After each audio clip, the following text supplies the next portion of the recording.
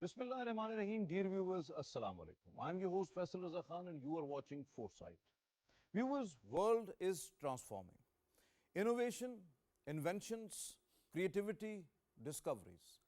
These are changing the landscape of science and technology. This is an evolutionary process. The transformative power of artificial intelligence is actually bringing new global revolution.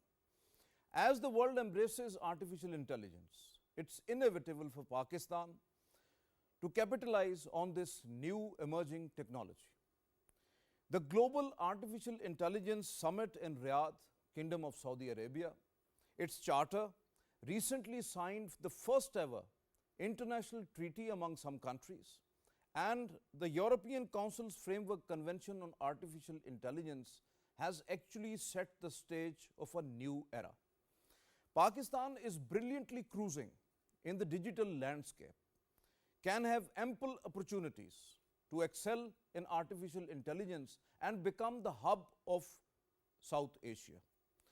We can overcome several challenges, the national challenges, through the practical implementation of artificial intelligence, like the economy, environment, education, healthcare, and of course, the energy crisis.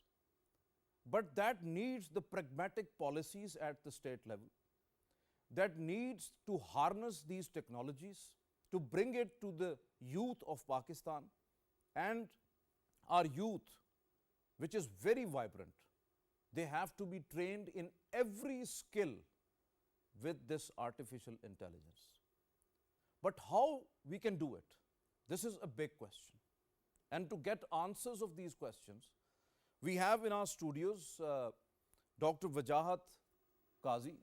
He is the advisor on artificial intelligence and digital transformation to the private companies.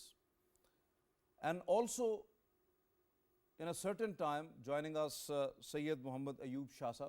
He is the technology expert and served in the Pakistan Software Export Board as well. He has the ample experience with the state and government entities. Along with that, the international experience, and he worked with UN on different technological parameters. To start with, I have very first question to you, Dr. Wajahat, that there is the world's first treaty of protection of human rights in artificial intelligence technology, signed on 5th of September 2024, while the Council of Europe also adopted the Framework Convention on Artificial Intelligence, Human Rights, Democracy and the Rule of Law in May. What such international treaties and regulations mean for Global South? Well, these kind of treaties, European Union has been working on such, policies and all those things to how to bring AI into the society. And first of all, what we need to understand is that why do we need to protect humans or to talk about human rights when AI is just another technology? So what kind of challenges are out there? So by signing such treaties, we are actually trying to cover all these aspects. What we have to say is that the artificial intelligence is not something which is just about putting a technology into an organization. It's more about transformation of the human society in which we have been living.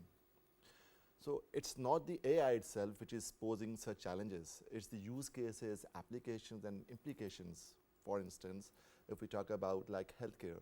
So first of all, what we need to understand is that AI is not about the automation of the processes or the machineries. Definitely. You are absolutely right.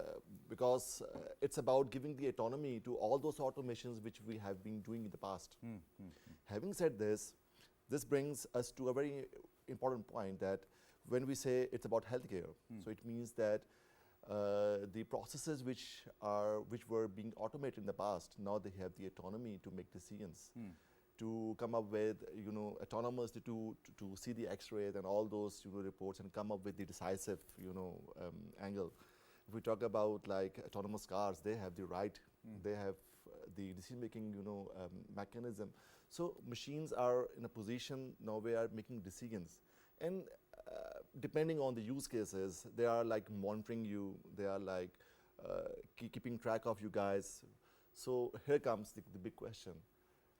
As human beings, we are being watched, right? It's a good thing and it's a bad thing. Depends what kind of application and use cases we're talking about. Obviously, technology has the merits and demerits as Yes, well. So we have to go along with it. But with it. how we can utilize it in a better way, in a beneficial way. That is the point where the treaty comes in. Treaty comes in like by saying that, okay, humans have the right for the employment, because if we talk about automated factories or smart factories, we have collaborative robots over there. So on the same workspace, me and a machine are working together. So how many machines we are going to put over there and replacing human beings or the low skill labor? That is a big question. Definitely. So, it is.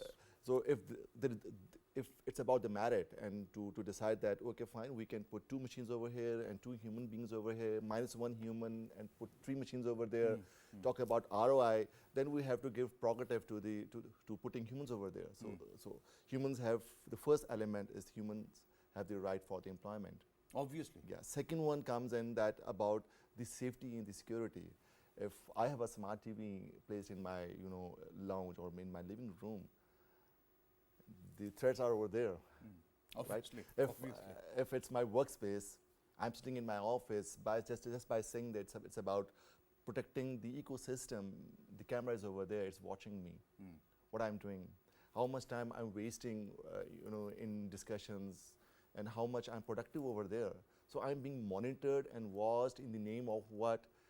It's about productivity and monitoring all those things. Yes, in one angle, it's a very good thing. On the other angle, as a human being, I have a right to get tired. Obviously, yes. I should be given a leverage. So this is about that how much penetration of AI technologies is to be allowed. So that is the another angle which this treaty talks about. So when it comes to like so you are talking about that this treaty is all about the cautious intervention into the human life by AI. By AI. So AI is a kind of a tool which is actually bring machines to at least to think something at which we have to ease our work rather than putting burden on the human life. Definitely. And to put challenge and to obviously, put like all obviously. those things. So when we are talking about particularly the artificial intelligence, so as you have rightly mentioned, there are lots of challenges there. So do you think that we must have to not only adopt or adapt accordingly in our governance system, the socio-economic landscape, and especially when it comes to the skill development of our youth, because that is very important. Right now, whatever the skills, the vocational and the technical trainings or the academic institutions, they are not harnessed with this particular AI. So what you recommend that how we have to train our skilled manpower and particularly the youth? And secondly, what's the Google Chrome book initiative? What it means and how vital to establish the Google AI Academy? Because we have heard a lot about it in Asia and Pacific, and what's the vitality and what's the role of particularly the Special Investment Facilitation Council as well in bringing this revolution to Pakistan in the form of AI through exchange of innovative ideas and resources? Yeah, as the trend has changed, going into specialized trainings based on the tech stack is not a new concept. Definitely. It's a very old concept, and when we talk about industrial automation, when we say that we are placing a machine from FUMA or from ABB, we always look for the skilled people who are hands-on on those and certified professionals. Definitely. Likewise, we're talking about AI technologies and IT-based technologies. We have big giants like Microsoft, Google, Amazon, and so on. They have their own technology stacks. So when a client or a customer or the end user is looking for a solution, they want to make sure that the person who is going to work on those tech stacks are certified, are qualified, and competent. So this means that along with the mainstream education, bringing in like Google Academy, Microsoft Academy, and all those kind of initiatives is going to be the add-on and to give the trust and the credibility to the end users that we are qualified, we are competent, and we know that what kind of tech stacks we are going to handle. So when we talk about specifically regarding Google Chrome, so like by 2023, 2020, it was around like 40 million users were over around the world. If we talk about Pakistan's internet penetration in terms of putting AI in the right usage, it's around like 30%. So there is a huge segment in which we can work and we can move on. So how to do that? Our mainstream education is not going to cut that thing. Definitely. It's all about the basics and all those things which is required. Definitely. Having said this, so we need to train, we need to reskill. It's not only upskilling. Definitely. Yes, it's about reskilling also. Obviously, it's a two-way thing. It's a two-way thing. So Obviously. we need to upskill, we need to reskill our current graduates, the students who are going to graduate, and the seasoned professionals also. That is very important, because if they don't have the understanding, and most importantly, the C-level guys, the decision makers, they need to also understand that if those are not having the idea that how AI and these technologies are going to have impact. So it's not about like only focusing on the graduates, it's about the entire food chain till the top. So we need to devise courses, we need to devise workshops, we need to devise all those things, and with such initiatives, what we think is that we can bring a lot of economic growth over here. For instance, what is the expected like AI only? I'm not talking about. I'm not going to talk about the other domains which are associated with the AI.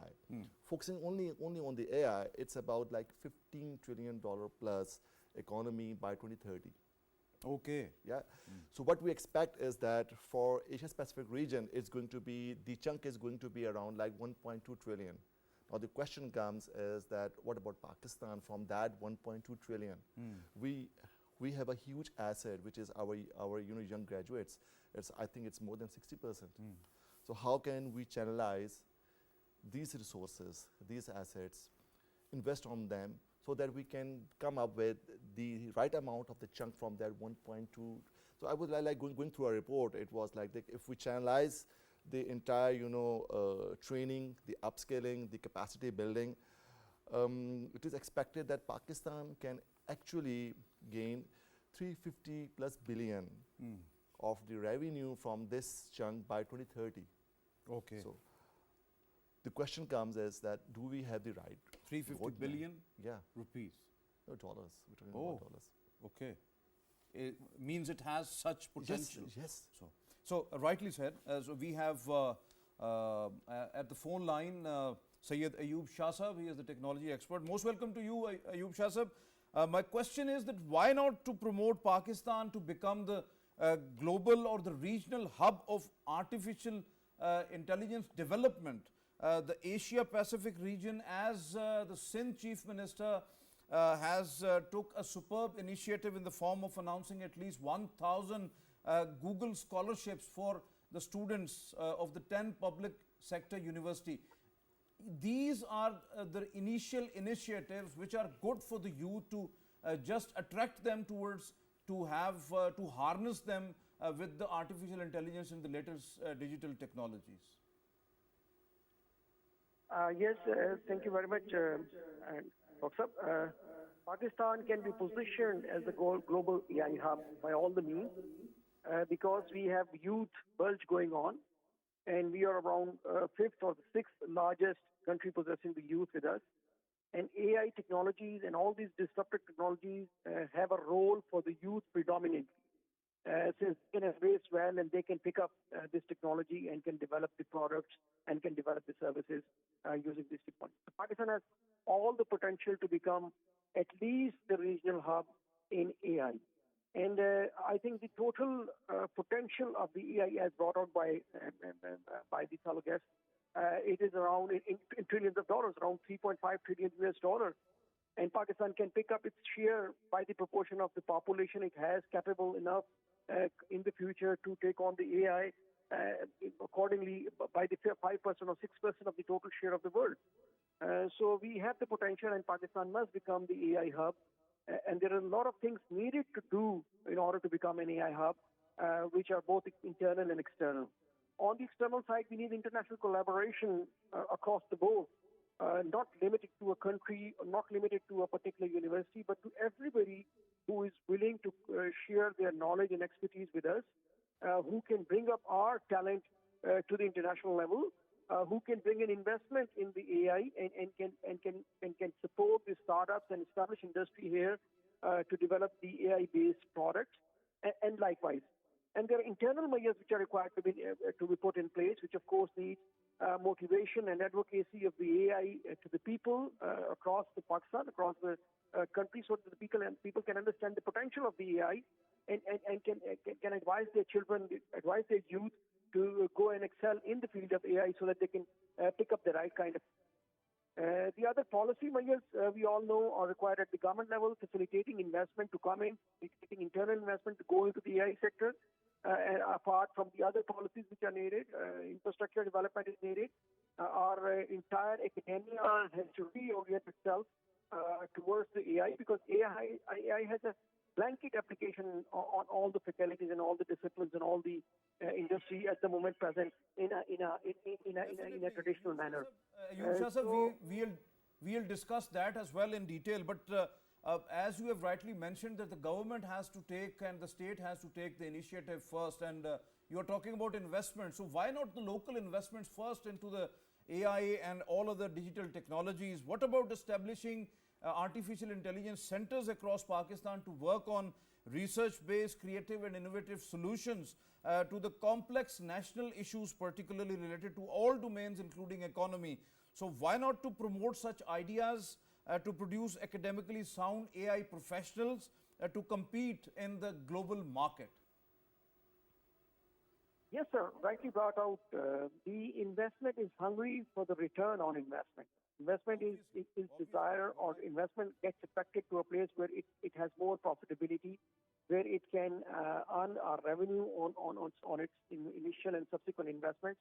So therefore, we cannot really attract investment unless we create an investment-friendly environment as a whole, which includes ease of doing business, and also the stages includes business-enabling environment, which includes, that's a complete ecosystem that is required to be put in place in any country or in any environment, so that the investments from across the world, internal and external, gets affected. That is the prerequisite of getting investment in. The second part is, yes, establishing the AI centers is also a wonderful idea.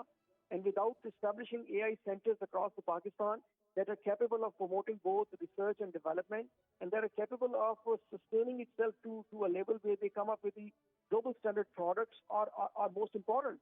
Without none of these, we can have AI prospering in Pakistan. They are the most essential aspect that you have brought out to foster AI in Pakistani economic ecosystem. Your point well taken. Your point well taken. Wajahat, can an ordinary consumer, the dealers or industry, get benefit by employing artificial intelligence to have optimal utilization of the electricity or gas by forecasting consumption patterns that helps stay out of troubles, the cost reduction, data analyzation through smart meters and the network load particularly, which ultimately result in financial gains to save the time, lead to a win-win solution in the form of to have diversified exports and to have earnings as well? Yeah, definitely. What we have to do is that we have to look into what kind of AI is over there in the market. So we can divide or classify AI applications or use cases into two segments. First one is entirely based on what you have said, that about predictions, about forecasting, about pattern recognition, which are relatively a simple solutions to the We problem. are not actually discussing the negativity of the AI, we are just discussing the positive. And then use of it. we have more complex designs for building AI into the ecosystem. So what we can say is that in terms of intelligent metering, in terms of pattern recognition, predictive maintenance and all those things, just only talking about the agriculture sector, we can actually, by using pattern recognition, forecasting, drone technologies, we can increase our yield from 20 to 30%. Okay. Yeah, because it's about talking about energy, segment, we can actually optimize our energy utilization to 30 to 40% straightforward. Because what AI is doing is, we need to understand that AI is trying to understand that the behaviors in the data, the patterns over there, Obviously. which are not easily understandable from us as human beings. So what they do is that they try to understand that what's going on inside the data. They come up with a solution.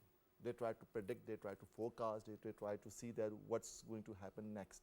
So based on all those aspects of the AI, we can it's about optimization of the processes. We can optimize, we can actually go for demand sensing, because that is the primary thing over here. So can we transform the whole of the energy sector as well, Yes, we regarding can the do that. transformation, regarding forecasting, monitoring, controlling, smart grids, Diagnostics, yeah. improve the plant efficiency, Yes.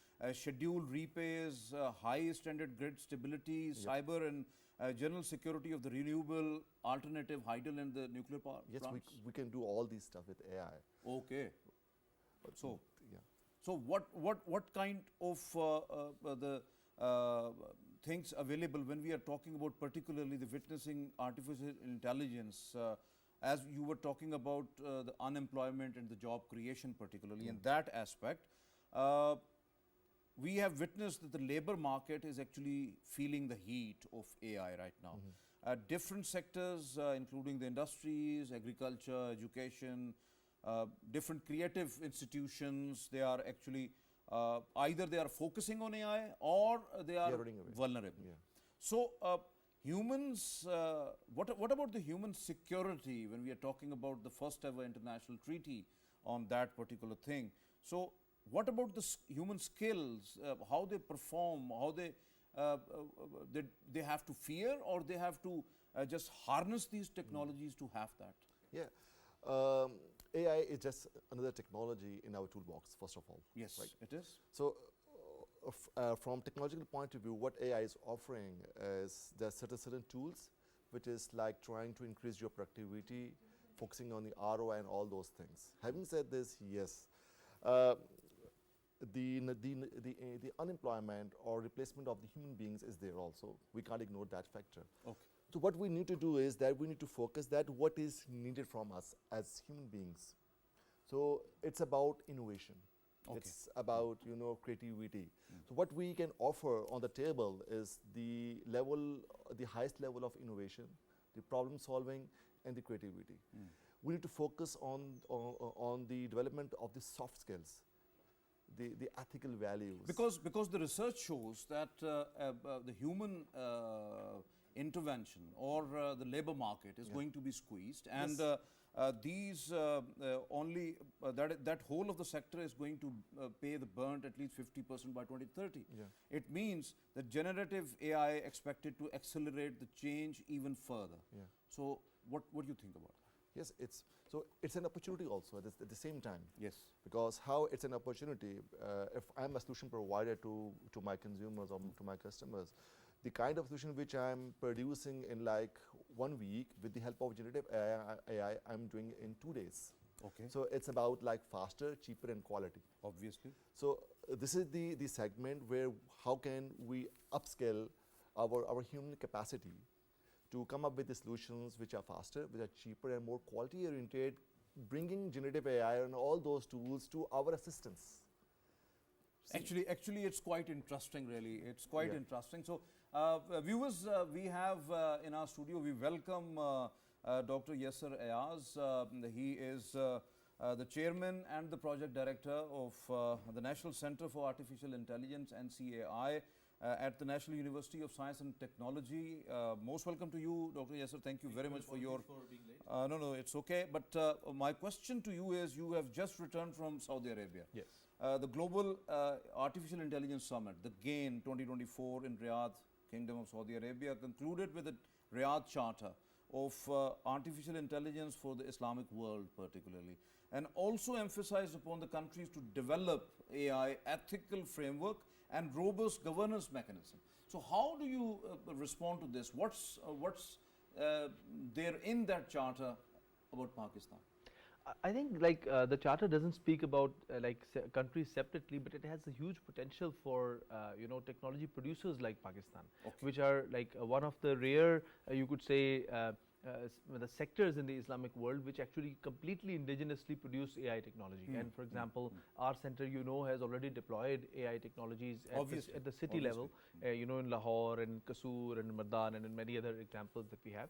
So in Saudi Arabia also, during our engagements and eventually the things that went to the charter as well, go around how we need to indigenize the development of AI. You see, with the generative AI developing in the world right now, the world is fast being segregated into like some very significant development entities for artificial intelligence, where a lot of other people will be reduced to users because nobody will harness the kind of equipment that is required for artificial intelligence to run generative AI algorithms. Like there only maybe, for example, United States and China and some other elements, even a lot of other developed countries don't have such kind of technologies. So it was like even I in my talk over there as well, we actually stressed upon this point that we need to band together, especially as Muslim countries. We need to band together. We need to have our own large language models that also reflect some of the which are trained on and which reflect at least some of the points of view that exist in our countries. So when we are talking about particularly the information technology, the digital transformation, artificial intelligence, embedded with the softwares and the robotics, that is entirely changing the whole of the landscape. It is. So do you not think it's going to snatch the human rights, particularly then we are talking about their right to have job, their right to have the living, their right to have the livelihoods and all others. So do you not think that as Pakistan, we haven't attained yet the real-time skill development in our country, but how we are going to harness this artificial intelligence into every skill development institution, into every sector of our education, and to train our youth and the human resource according to these emerging technologies, the evolving requirements of the time. Obviously. You see, technology has always been about making human life easier, right? Definitely, that's the reason why technology is made, and AI is a natural evolution in but the sometimes process it creates miseries as well. I think there are like even humans there are, create miseries. But there as are well. lots of advantages of the technology, no doubt. Many would argue we are that doing our program because of this technology. No doubt. We are for sure, and like many would argue that humans are the ones responsible for global warming, for a lot of other menaces around the world. We are the ones who have decided to put nuclear bombs in human cities. We are also responsible for a lot of miseries. Actually, behind Perhaps, the scene, humans are responsible indeed. for that. And like, with AI also, AI will only do what it is trained to do, right? Like when we provided data, when we provided examples, training data, for example, on which it learns. So that training data is also provided by humans eventually. Definitely. So whenever a new technology is made, there are always questions about whether it will take jobs and all that. For example, when the horse and cart industry was changing to the car industry, at that time also people said that people who look after horses and make horseshoes and the fodder for horses, etc., they will go out of jobs. So what will happen? It's that people need to reskill, and this is the important point, that as a nation we have to realize that at the National Center of AI we are already doing a lot for this. For example, even for the people who are trained in computer sciences, we have a certification program called Certified AI Professional, in which they can train, with artificial intelligence skills and make themselves more employable and, engageable for the companies for this era. Another one of our trainings, AI for leaders, you asked about governance, so this is why I'm mentioning it. It is basically, it's not a programming oriented training. What it does is that it gives a broad perspective to CEO or CXO level or senior level people who need to plan about artificial intelligence projects.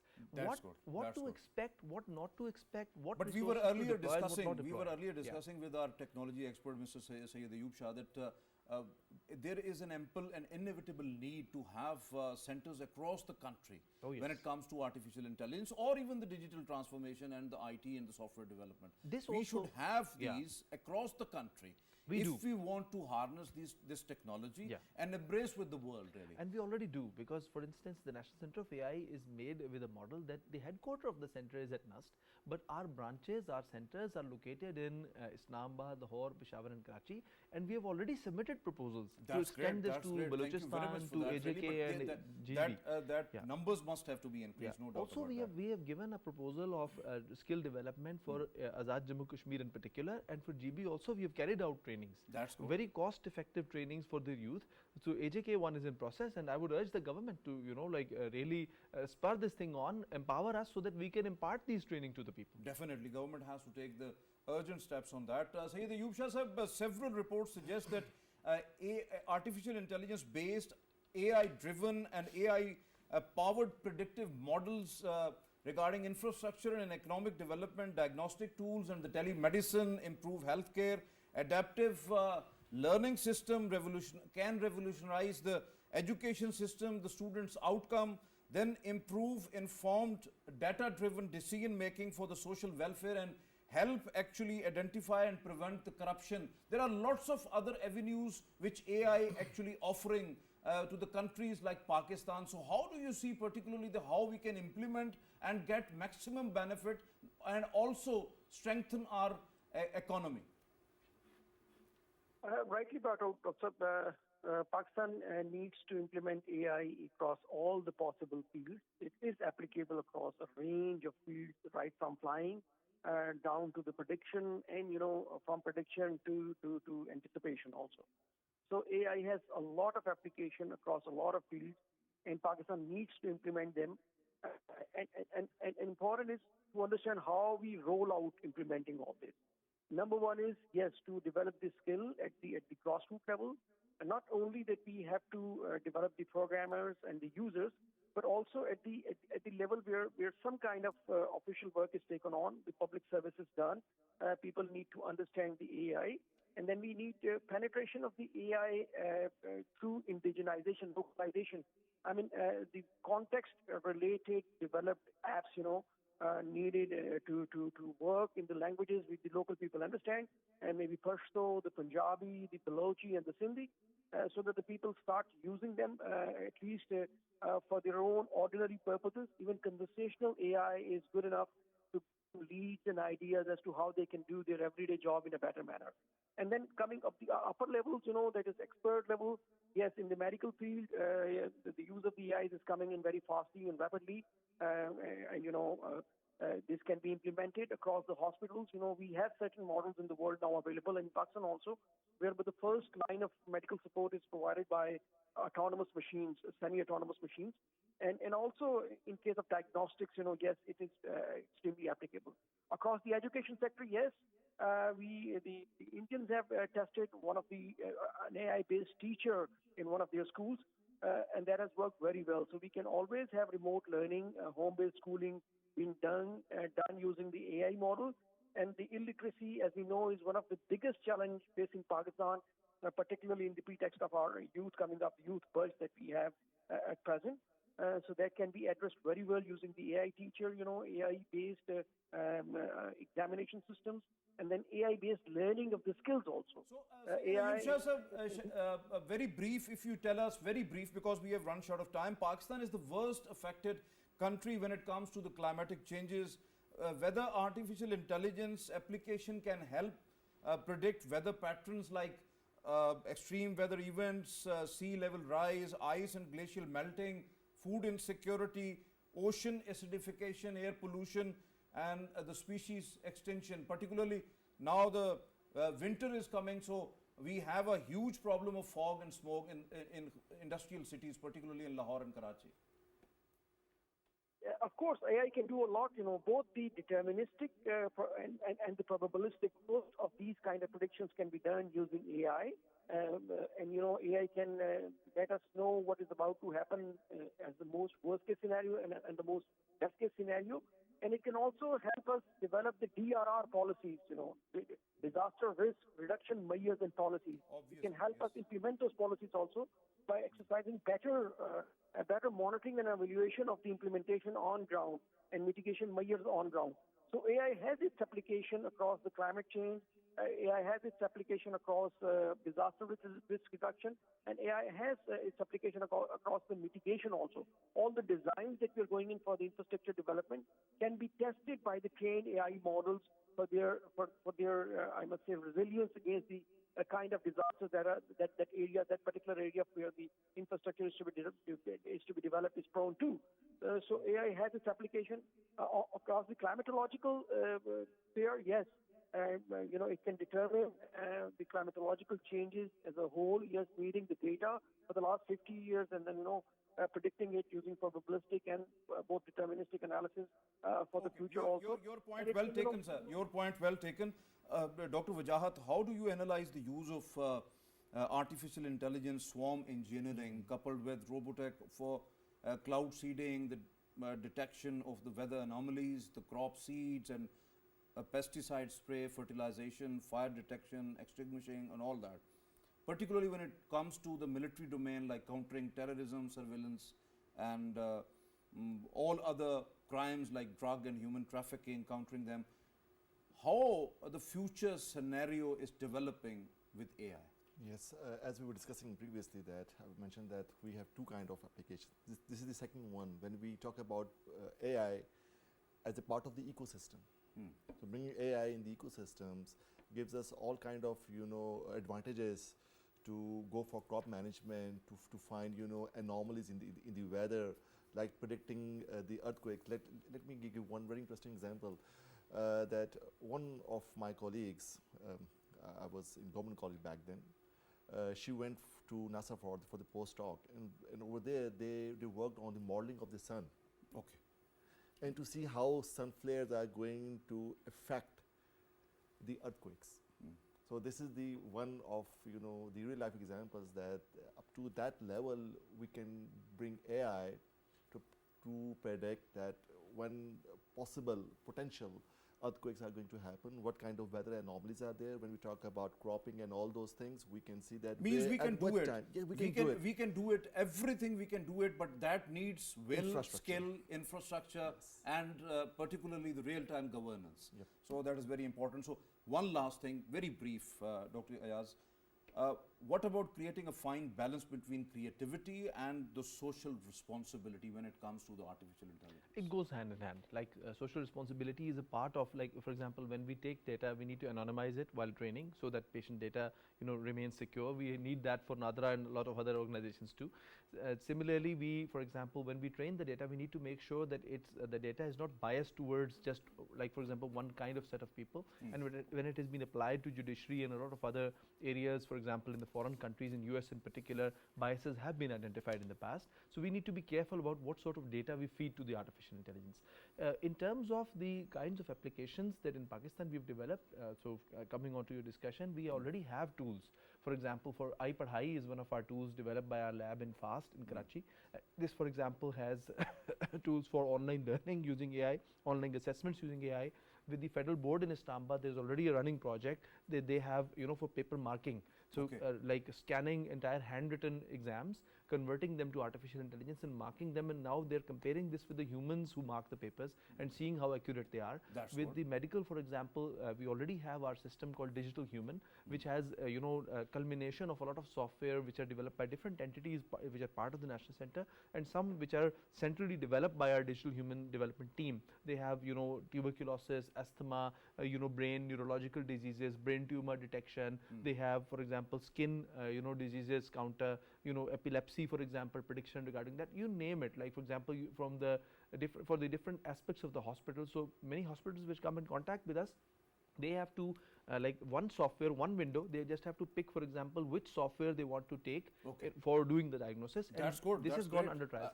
There are lots of others. They have already given a system to the Supreme Court also for for under trials, which is under which are trial version for them. So if they approve it, this will go to all the courts in Pakistan to speed up the justice process. That must have to be. This is the spirit what I would like to assert across is that the country. Actually, we have run short of time because although it's a very interesting subject, really. Thank you very much, Dr. Wajahat, for your presence here in the studios. Thank you very much, Dr. Yasar. And thank you very much, Syed Ayub Shah, for being us there online. Thank you very much for your candid views as well.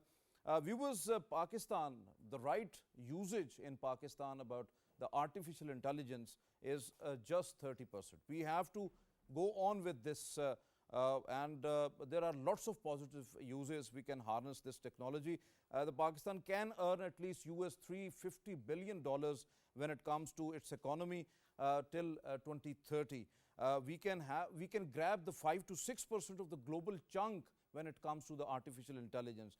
We can increase the agri yield to more than 30%, and even we can get benefits into the energy sector, into the environment, the climate change, the weather patterns, the agriculture sector, along with the industry. And as Dr. Yasar tells us that the Federal Board of Education, along with the different medical entities, they are using this technology, and there going to be something positive regarding the judiciary as well. So this is absolutely excellent, and we have to implement AI across the country to not only gain nationally, locally, but also to earn a lot of foreign exchange for Pakistan to strengthen our economy. We have to develop local courses in local languages, particularly when it comes to the digital technologies, the artificial intelligence, if we want to transform our whole of the society for future particularly. High-skilled youth and very well academically trained with AI is needed right now. So we need across the country lots of centers which can help in bringing the digital technology transformation along with artificial intelligence. This is all from today's Foresight. It's time to sign off. Allah Hafiz.